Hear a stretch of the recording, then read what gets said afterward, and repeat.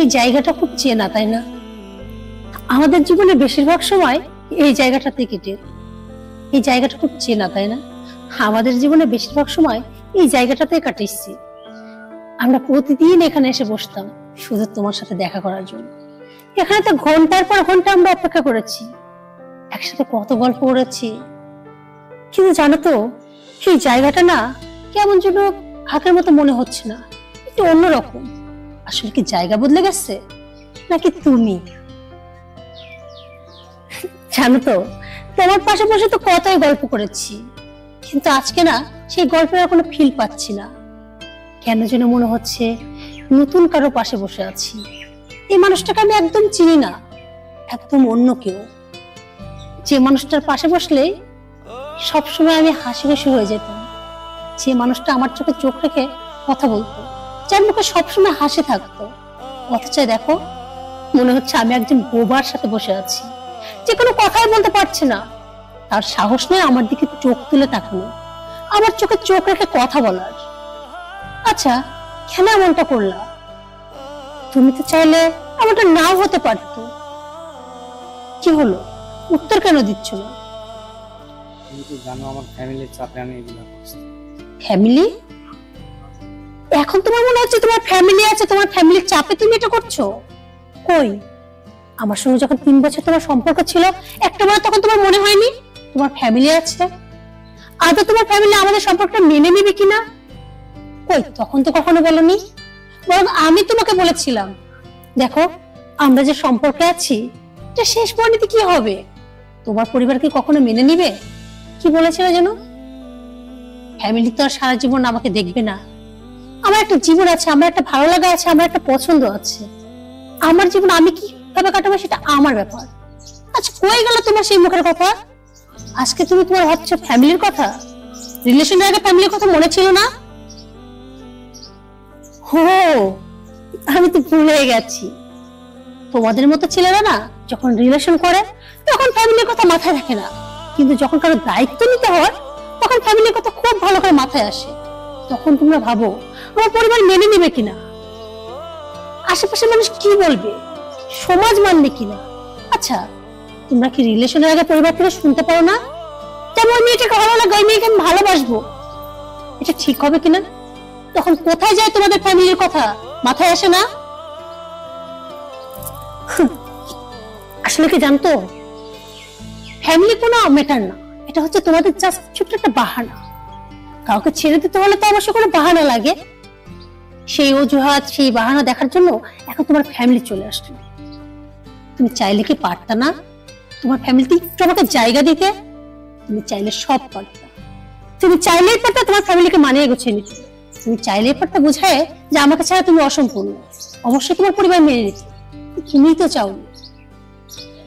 অথচ দেখো, আজকে আমার জীবনের সবচেয়ে আনন্দের দিন, অথচ দেখো আজকে তুমি আমার পাশে নাই। হাজার লোকের ভিড়েও আজকে নিজেকে আমার খুব শূন্যতা মনে হচ্ছে। কেন জানো? শুধুমাত্র তোমার কারণে। আমি ভেবেছিলাম তুমি আমার পাশে থাকবে, আর আমি এতগুলা বছর ধরে শুধু অপেক্ষা করেছিলাম এই দিনটার জন্য। আমার বিয়ে হবে, একটা সংসার হবে, আর সেই বিয়েটা আমার জন্য তোমার সঙ্গে হবে। তোমার সঙ্গে সারাটা জীবন আমি সুখ কাটাবো। কিন্তু কখনো ভাবতে পারিনি আমার সেই খুশির দিনে তুমি থাকবে না। শুধুমাত্র তুমি দিবে আমাকে এক বুক শূন্যতা উপহার। এই যে যেমন দেখো, আমার খুব পাশে তুমি বসে আছো, অথচ কেন যেন মনে হচ্ছে তুমি আমার পাশে নেই। আমি যেন বড্ড একা। সেই যে দেখতে পাচ্ছ না আমি হাসছি, সবাই কিন্তু এটাই দেখতে পাচ্ছে, আমার কত আনন্দ, কত খুশি, কত হাসি। কিন্তু জানো তো, এই হাসির আড়ালে যে কতটা কষ্ট লুকিয়ে আছে সেটা হয়তো তুমি কিছুটা অনুভব করতে পারবা, কিন্তু এই সমাজ, আমার পরিবার সেটা অনুভব করতে পারবে না, কারণ তারা কখনো বোঝার চেষ্টা করেনি। কিন্তু এখন কি মনে হচ্ছে জানো, তুমিও সেটা বুঝবে না, কারণ তুমিও তো আমাকে বোঝার চেষ্টাই করছো না।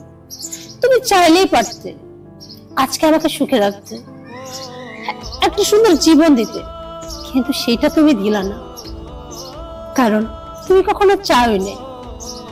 তুমি চেয়েছিলে আমার জীবনটা যেন নষ্ট হয়ে যায়, আর দেখো আজকে ঠিক সেটাই হচ্ছে। আমি বধূ সেজে থাকলেও আমার জীবনে সত্যি কোনো রং নেই। এর চেয়ে না আমার সাদা কাফন পরে থাকাও অনেক ভালো। কারণ যে জীবনে তোমাকে পাবো না, সে জীবন দিয়ে আমার কি হবে? আমি তো তোমায় নিয়ে ভালো থাকতে চেয়েছিলাম, একা না। কিন্তু তবুও আজকে আমাকে একাই থাকতে হবে।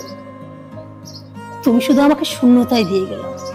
আজকে জানো তো, তোমার এই নীরবতা আমাকে অনেক উত্তর দিয়ে দিচ্ছে। কিছু বলছো না, বুঝতে পারছি, কারণ বলার মতো তো তোমার কোনো মুখ নেই। কি বা বলবা তুমি? তুমি তো শুধু চেয়ে চেয়ে দেখবা আর চুপ থাকবা। কারণ তোমার নীরবতা, তুমি কি ভাবছো আমার দুর্বলতা? না, তোমার এই নীরবতাই আমার শক্তি।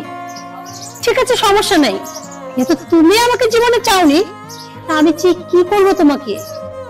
আসলে এক জীবনে তার মানুষ সবকিছু পায় না, তেমনি ধরে নিব আমিও তো তোমাকে চেয়েছিলাম, কিন্তু সেটা পাইনি।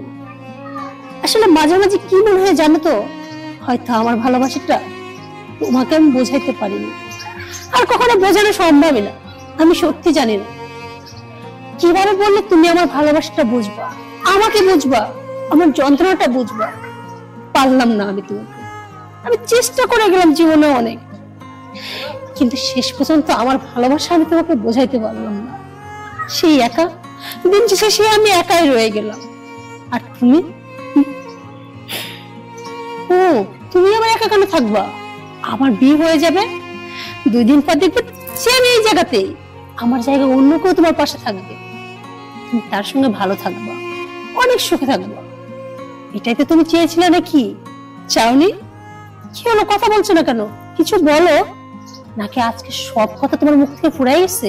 কিচ্ছু বলার নাই তোমার? কিছু যদি বলার থাকে বলো, হয়তো আর কখনো বলার সুযোগই পাবা না। কি সত্যি কিচ্ছু বলার নাই তোমার? অবশ্য আমার তো প্রথমেই বোঝা উচিত ছিল তোমার তো কিছু বলার থাকবেই না। ঠিক আছে, আমি ভেবেছিলাম হয়তো লাস্ট বারের মতো তুমি আমাকে বলবা যে আমি কিছু বলতে চাই, আমি তোমাকে বড্ড ভালোবাসি, পরিবার পরিজন সবকিছু থাক, চলো আমরা কোথাও পালিয়ে যাই। কিন্তু সেটাও তুমি বললা না। আচ্ছা ঠিক আছে, ভালো থেকো, আসি।